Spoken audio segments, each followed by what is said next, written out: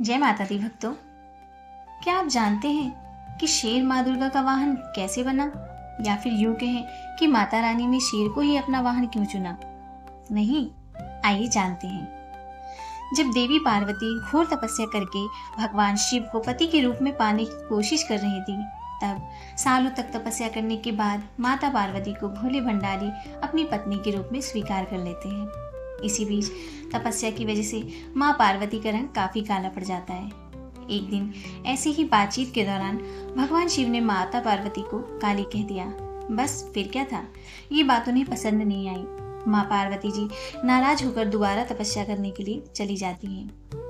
माता पार्वती जब तपस्या कर रही थी, उसी समय वहां एक शेर घूमते घूमते आ जाता है। माता को खाने की इच्छा रखने वाला शेर माता का तप पूर्ण होने की प्रतीक्षा करने लगता है। समय बीतता जाता है और शेर इंतजार ही करता रह जाता है। सालों बीत जाते हैं शेर को देवी का इंतजार करते करते। जब भी वह देवी को खाने की इच्छा लेकर उनके पास जाता, तो उनके तप की तेज की वजह से वह पीछे हट जाता। कई बार कोशिशों के बावजूद भी शेर माता के नजदीक नहीं जा पाता और हार कर कोने में बैठ जाता। माता पार्वती के कठोर तप से खुश होकर भगवान शिव प्रकट होते हैं और माँ से मनचाहा वर मांगने को कहते हैं।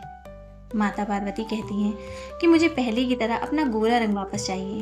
माता पार्वती के इस वर को भगवान शिव पूर्ण करते हैं। आशीर्वाद मिलते ही माता पार्वती नहाने के लिए चली जाती हैं। उनके नहाते ही उनके शरीर से एक और देवी का जन्म होता है, जिनका नाम कौशिकी पड़ता है। नहाते समय उनके शरीर से काला रंग निकल जाता है और माता पार्वती का रंग पहले की तरह साफ हो जाता है। इसी वजह से माता पार्वती का नाम माँ गौरी भी रखा जाता है। नहाने की कुछ देर बाद जब माता पार्वती बाहर आती हैं, तो उनकी नजर शेर पर पड़ती है, जो माता को खाने की प्रतीक्षा में भूखा ही एक कोने में बैठा था। माता पार्वती भगवान शिव के पास जाती हैं और उनसे वरदान मांगती हैं।